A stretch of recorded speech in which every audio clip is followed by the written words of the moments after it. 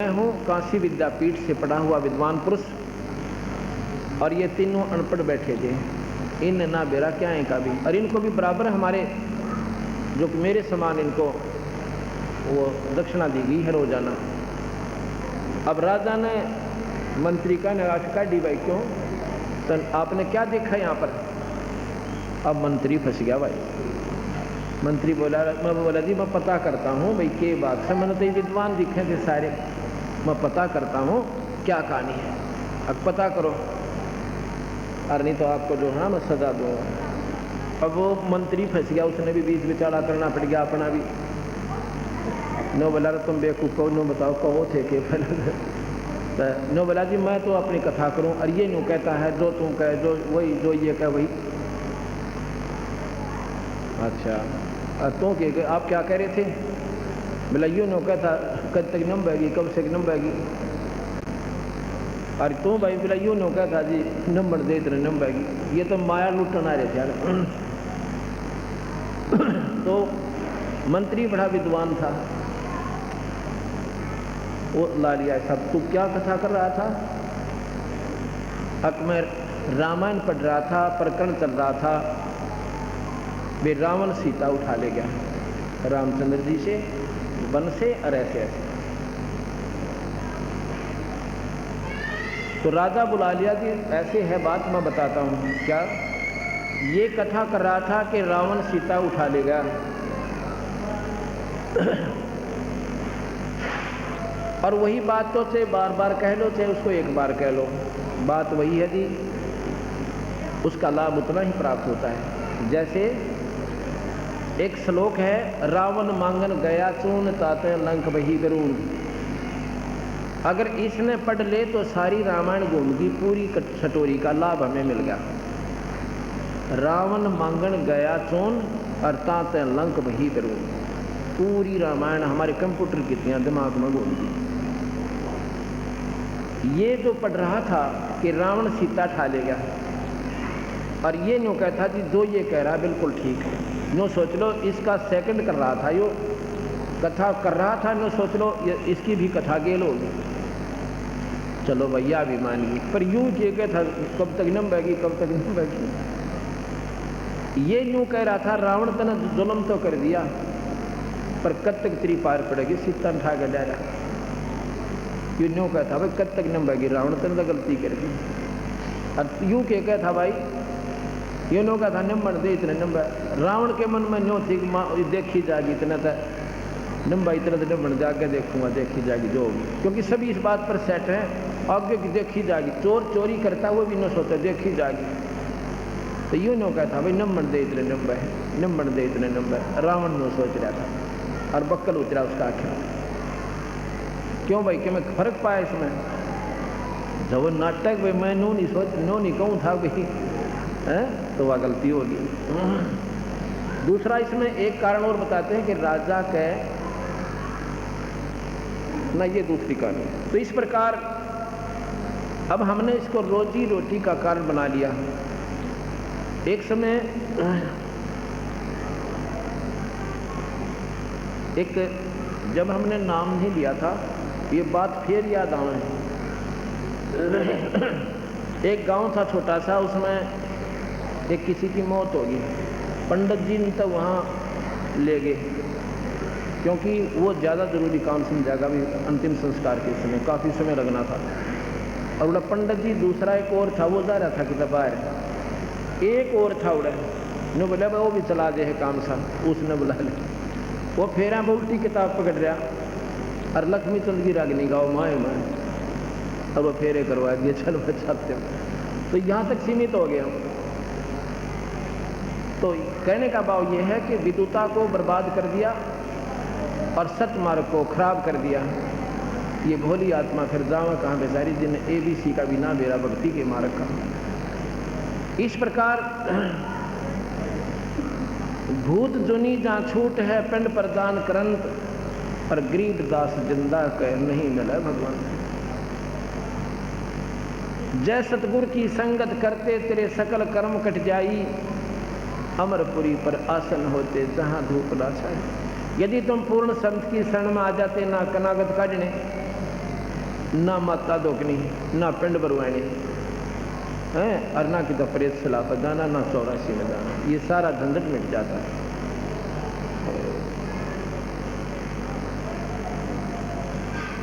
अब हम जितने भी हमारे कबीर पंथ अब संबंधित हमारे से हुए हैं, ना तो हम कोई कनागत निकालेंगे और ना कि तो माता दोकन जावांगे। किसी प्रकार की ये प्रक्रिया हमारे से नहीं होगी और किसी प्रकार ना कोई हमारा भूत बनेंगे। हम सीधे या तो सतलोक जाएंगे या पुनर्जन्म मनुष्य का ही होगा, जब तक मुक्ति यहाँ से नहीं होगी। ये बिल्कुल सत्य बात है। अन्य किसी की भी साधना से, कई भाई कहते हैं कि हमने सुना है एक व्यक्ति के 8 जन्म लगातार मनुष्य के हुए। मनुष्य के जन्म 100 भी हो जाएं लगातार, कोई बड़ी बात नहीं, क्योंकि वो कर्मों के नंबरों के आधार पर निर्धारित कर दिए जाते हैं। अंत में भी जीव की बिरान माटी होगी, कुत्ता और गधा बने रहेगा। पिछले कर्मों के आधार पर 1, 2, 3, 4 मनुष्य भी जीवन मिल सकते हैं। किनको? जो केवल ब्रह्म तक की साधना करते हैं और जो सत्पुरुष की साधना नहीं करते। अंत में भी फिर वो पशु दुनिया में जाएंगे। इस काल का इतना लंबा जाल है। कैसे? एक राबिया नाम की लड़की थी, राबिया। उसको कबीर साहब मिले थे, भक्ति में बहुत ज़्यादा उसकी रुचि थी और पिछले अपने शास्त्रों के आधार से उसके जन्म जन्मांतर की घनी कमाई इकट्ठी हो रही थी। जिन पुण्य आत्माओं की पिछली पुण्य कमाई ज़्यादा है, वही आज सत्संग में समय निकाल कर आ रहे हैं, दूसरे नहीं आ सकते। वो तो ना तक या तो ठेके पर जा रहे होंगे और या फिर किधर लूटम लूट मौज मात मचा रहे होंगे, 2 के 20 बना रहे होंगे। और आपको भगवान ने समय दिया है, ये वैसे नहीं दिया। आपकी कसक भीतर की और कमाई आपकी आखिरी इस स्थान पर आपको लेकर आई है, वैसे नहीं आ सकते आप यहाँ पर। आप सोच भी नहीं सकते इस साइड में जाने की, घर बैठ कर ना जाने के बात बनाकर मन आपको वहीं उलझा कर सेट कर देगा। उसके जन्म जन्मांतरों की बहुत ज़्यादा कमाई थी। उस कमाई के आधार पर उस लड़की ने परमात्मा में रुचि बहुत ज़्यादा होने के कारण अपनी यही धार्मिक प्रवृत्ति के आधार पर, अपनी धार्मिक परंपरा के आधार पर जो भी साधना का ज्ञान था उसमें आरूढ़ हो रही थी। उसको कबीर साहब ने ले सतपुरुष आकर स्वयं उससे कहा कि बेटी, ये साधना कहाँ क्या कर रही है? कि स्वर्ग में जाऊंगी। बेटी स्वर्ग में जाकर के फिर क्या करेगी? अग मौज मारूंगी। कितने दिन मारेगी उड़ा मौज? ये भी सोची के दे। अग जी मौज कितने दिन मारूंगी? स्वर्ग में रहूंगी। अग ना, स्वर्ग में नहीं रह सकती। स्वर्ग के अंदर इतने दिन रहोगे जितने तेरी पुण्य कमाई है, उसके बाद नरक में भी जाएगी और फिर 84 में जाएगी। ये काल बलि का जाल है। वो सारी कहानी सुनाई जो मैं सुनाने लग रहा हूँ आपको परसों से। उस लड़की के बात समझ में आएगी। नो बोली जी, मैंने फिर मेरा रास्ता बदल दो, अग नाम ले बेटी, उस परमात्मा का ध्यान धरो। अब सतगुरु ने नाम दिया। संत जब नाम देते हैं अपनी भक्ति शक्ति का अंश प्रवेश करते हैं और उससे फिर वह भक्ति प्रफुल्लित होती है। वैसे नहीं आप राम नाम ले सकते, ना सत्संग सुन सकते। अब 2-4 वर्ष तो उस लड़की ने साधना की। उसके बाद समाज के इस उलझेड़े में फिर उलझ गई। उसकी शादी होगी। शादी होने के बाद वो बोले हम तो माता तो कुआवेंगे, वो कहने लगे हम तो न्यों करवाएंगे, हमारा तो छठकी मानस है। वह बेचारी अपनी पूजा ने छोड़ कर उन मोड़ दी। वह एकली वह 20 उसने वह मार्ग त्याग दिया। उसके बाद उसका शरीर पूरा हो जाता है हिंदू धर्म से। फिर वो मुसलमान धर्म में राबिया नाम की लड़की बन जाती है। भगवान के घर में हिंदू मुसलमान नहीं है, ये हमारी चौंसा हमने पला रखी। परमात्मा के घर में ना कोई हिंदू है, ना कोई क्रिश्चियन है, ना कोई मुसलमान है। और ना कोई जाति और पाति, एक जीव है उसकी संज्ञा में। और उस जीव का जहाँ भी संस्कार है उसी व्यक्ति के साथ जोड़ देगा, चाहे वो मुसलमान घर में है और चाहे वो क्रिश्चियन के घर में है, चाहे हिंदू और सिख के घर में है। उस लड़की का फिर मुसलमान घर में जन्म हो जाता है। मुसलमान को बाद में बने हैं, पहले कोई हिंदू और मुसलमान नहीं थे, पहले आर्य पुरुष होते थे। आर्य का मतलब श्रेष्ठ जीव।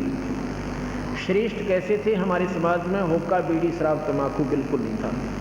यदि कोई शराब, मांस, तम्बाकू प्रयोग करता था उसको गांव से निकाल दिया करते थे और उसको कमीन कहते थे। अपने ही घर के व्यक्ति को, अपने ही भाई को या चाचे को, और जो ऐसा नहीं मानता था 2-4 बार अलर्ट करते थे, नहीं मानता था, अपनी आदतों से बात नहीं आता था, समाज के प्रदूषण के डर से उसको घर से निकाल देते थे और वो जंगल में जाकर दारू भी पीता रहता था, मांस भी खाने लग जाता था, फिर राक्षस कहलाता था। उसको कमीन कहते थे। कमीन कोई जाति नहीं है, ये कर्म कोई भी कर रहा है वही कमीन कहलाता है, चाहे किसी जाति मदद से। ऊंच नीच इस विध है लोई, ये कर्म कुकर्म कहाँ मंजोई।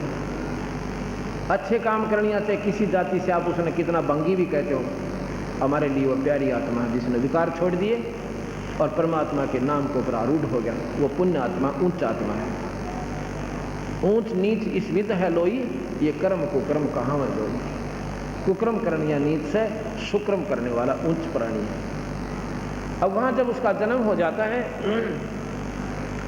अब वो पिछली भक्ति जो सतगुरु की दी हुई जो कमाई थी वह खत्म नहीं होती, वह प्रेरणा देती रहती है। आगे उसके भाग भी कमाई आगे ना बने वो दूसरी बात है। अब इस उदाहरण से आप हिसाब लगाना, ये उदाहरण वैसे नहीं होते, ये आत्मा को झंझोड़ कर धर देते हैं अगर जो विचार करेगा गहराई से। अगर कोई इष्टवादिता या मजहब में फंसा रहेगा तो उसकी अपनी मौज है, लेकिन संत इस बुराइयों से दूर करते हैं। कोई ये मजहब और जाति अगर खत्म हो जा तो आधी लड़ाई मिट जा जीव की। लेकिन काल ने बेरा था कि कलयुग में कबीर साहब के हंस आएंगे और जीवन निकाल के ले जाएंगे। अब हिंदू और मुसलमान दो बना दिए, ऐसा बना दिया कि वो इनकी नहीं सुन सकते, ये उनकी नहीं सुन सकते, एक भी बात नहीं सुनने को तैयार एक दूसरे की, और मरने और वो उनको बुरा बताते हैं, हिंदू मुसलमानों को बुरा बताते हैं और मुसलमान हिंदुओं को बुरा बताते हैं। और भाई बुरे सभी हैं, सभी धर्म मजहब में सभी बुरे भी हैं उनमें और बहुत अच्छे भी। बुरे भी प्राणी हैं, अच्छे भी प्राणी हैं, क्योंकि अच्छाई और बुराई कर्म के आधार पर होती है, कोई मजहब के आधार पर नहीं होती। अगर हिंदू ही सारे अच्छे हैं फिर यहाँ पर ना तो पुलिस की आवश्यकता थी और ना इन कोर्ट और कचहरियाँ की। भाई के भाई ना धन लूट लेते, ये व्यवस्था ना होता है। और बान बेटियाँ की इज्जत एक मिनट भी सुरक्षित नहीं है, से बेसिक हिंदू की फीत ला रही। और मुसलमान अगर अच्छे हैं तो वहाँ भी कोर्ट नहीं चाहिए थी, ना कोई पुलिस फौज चाहिए थी। क्या आवश्यकता थी उनकी अगर सारे मुसलमान ही गणे बढ़िया, सारे हिंदू माड़े हैं। अच्छे और बुरे व्यक्ति हो सकते, मजहब नहीं होता, वो कर्म से होते हैं। अगर वो कर्म त्याग देते हैं वो पुण्य हो जाते हैं, वो उच्च हो जाते हैं। उन कर्मों को छुटवाने के लिए संत चेष्टा करते हैं, समय समय पर सत्संग करके, सतमार्ग का दर्शन करके, और जो इन पर विचार कर लेगा वो प्राणी पार हो जाएगा, इस संसार के पचेड़े तो हट जाएगा। उस लड़की बचपन से उसमें वह पिछली कमाई फिर जोड़ करके अपनी माँ से कहने लगी, माँ मैं शादी नहीं कराऊंगी। उसने उसके पिताजी से बताया कि लड़की दृढ़ता से कह रही है मैं शादी नहीं कराऊंगी। अब माता पिता को चिंता का विषय बन गया, जवान बेटी, और इस समाज में हम कैसे अपने घर पर रख सकते हैं। हम तो 10 साल 5 साल के मेहमान हैं, उसके बाद बेटी का क्या होगा। बहुत विचार लगा के समाज को देखते हुए दोनों माता पिता उस छोरी के पास बुलाकर उसको अपने पास, और फूट फूट कर रोने लग जाते हैं।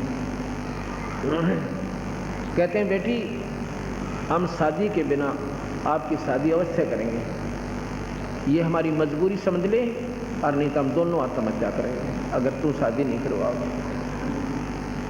अब लड़की ने सोचा भाई ठीक है, ये नहीं मान रहे हैं कि वो समाज को ज़्यादा देख रहे हैं।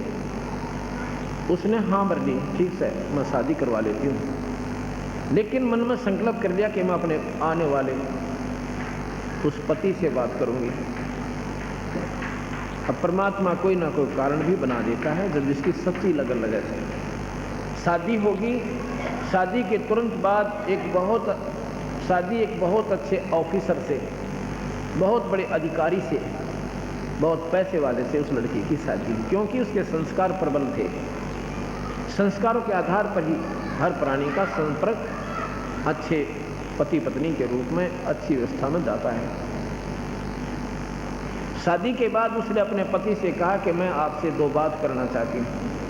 वो कहने की जी करो, क्या बताओ, क्या बताना चाहते हो। अपनी सारी कहानी बता देती है। कहने लगी मैं बच्चे उत्पन्न नहीं करूँगी। तो वो कहने लगा फिर शादी क्यों करवाई। ये मेरे माता पिता की मजबूरी थी और मेरा दृढ़ फैसला है, मैं भक्ति करके अपना आत्म कल्याण कराना चाहती थी। मेरे माँ बाप ने मेरी कतई नहीं सुनी। उन्होंने कहा कि हम आत्महत्या कर लेंगे, तू शादी नहीं करवाओगी। तो मैंने उस दोस्त से बचने के लिए मैं वहाँ से आ गई। अब मैं आपसे प्रार्थना करती हूँ कि मैं बच्चे पैदा नहीं करूँगी, मैं भक्ति करना चाहती हूँ। यदि आप स्वीकार है आपको तो ठीक है, और नहीं तो मैं सुसाइड करूँगी। मैं जी नहीं सकती, मैं अपना जीवन खो दूँगी, मैं मर जाऊँगी। ये मेरा अंतिम फैसला समझ लेना। तो उसने सोची भाई मैं क्यों खामखा इसी पुण्य आत्मा के लिए बाधक बनूं। वो कहने लगा फिर एक बात सोच लो, समाज हमारे भी है, इज्जत मेरे भी है, घर से बाहर नहीं जान दूंगा, तेरा न्यारा मकान बना दूंगा और 2 नौकरानी छोड़ दूंगा तेरे लिए, पर रहेगी तो मेरी बहन के रूप में, मेरी दृष्टि में, और समाज की दृष्टि में तो मेरी पत्नी के रूप में रहेगी। ने बोली मन मंजूर है। और 100 शुक्र मनाए अल्लाह के खुदा के, भगवान है अल्लाह आप दूर नहीं हो, आपने बड़ी छोड़ी मेरी। उसके बाद पति बहन और भाई की तरह उन्होंने अपना जीवन निर्वाह किया। उसने अपनी और शादी करवा ली। मुसलमानों में कई शादियां हो जाती हैं। और उस राबिया के पास जाके और घंटों तक वो परमात्मा के बारे में विचार सुना करता था। बहुत धार्मिक प्रवृत्ति का व्यक्ति था। एक बार क्या हुआ, जब वो 50-55 से ऊपर आयु की होगी, 60 के करीब, मुसलमानों की परंपरा में जैसे अपनी अपनी परंपरा में सबने निर्धारित कर रखा है कि बुढ़ापे में जो हज कर आवे मक्का मदीना जाकर उसकी मुक्ति निश्चित है, और जो वही मर जावे तो गणा बढ़िया, वो तो सीधा स्वर्ग बेस्ट में चला जाता है। ऐसी उनकी धारणा है, और संतों के आधार पर ऐसा नहीं है। तो वो कहने लगे जी मैं हज करना चाहती हूँ। वो कहने लगा जी बेशक जाओ। राबिया कहने लगी मैं हज करना चाहती हूँ, अगर आपकी इजाज़त हो तो मैं जा सकती हूँ। अगर जा सकती है, और जा सकती है नहीं, तेरे लिए बैलगाड़ी जुड़वा दूँ इसी भगवान आत्मा के लिए। अगर नहीं मैं तो पैदल जाऊँगी, मेरा मन मानने से पैदल जाऊँगी। अगले वो तेरी सलाह है, नहीं तो तेरी सारी व्यवस्था करवा दूँगा। अगर नहीं मैं पैदल जाऊँगी। और भी जा रहे हैं। उसने देख लिया कि ये तो घर से बाहर भी नहीं निकली 50 साल में, 40 वर्ष में, और मैंने कितना सहेलिया में भी बात करती नहीं देखा इसको, और फ्री कर दी कि आप जा सकते हो महात्मा। चल पड़ी। चलते चलते रास्ते में काफी दूर जब आ लिए तो एक जंगल के अंदर एक कुतिया जो थी प्यासी खड़ी थी, और छोटे छोटे मासूम बच्चे उसके रो रहे थे। इतनी प्यासी थी अगर उसको पानी नहीं मिले तो वो मर जाए। एक बार राबिया के पैरों में आवे और फिर भाग कर कुएं पर जावे, फिर राबिया के पाँव में आवे, फिर भाग कर कुएं पर जावे। राबिया समझ गई, राबी समझ गई कि इसका ये प्यासी बहुत है। जाके देखती है वहाँ कोई बाल्टी नहीं, कोई नेजू नहीं, कोई रस्सा नहीं, ना कोई पात्र आसपास रखा है। गांव वहाँ से 3-4 कोस से नज़दीक कोई नहीं, और बाहर सुनसान जंगल में एक कुआं था। उधर देख रही है उसके मासूम बच्चे, अगर ये मां मर गई तो ये बच्चे भी गेल मरेंगे। ऐसे कहते हैं दया बिना दरवेश कसाई। अब देखियो वो भी मुसलमान थी। मुसलमान जो मांस छू है नहीं, जो मुसलमान की परिभाषा है मांस के हाथ भी नहीं लाओ मुसलमान हो तो। और मांस बकै सो भोला, वो नादान आत्मा जो मांस खाता वो मुसलमान नहीं है। तो उस लड़की ने साहब ला भी जाइए, पानी नहीं पियाती है, माँ मरे इसके बालक मरे। या दया होती है दरवेश माने साधु में, जिसमें दया नहीं वो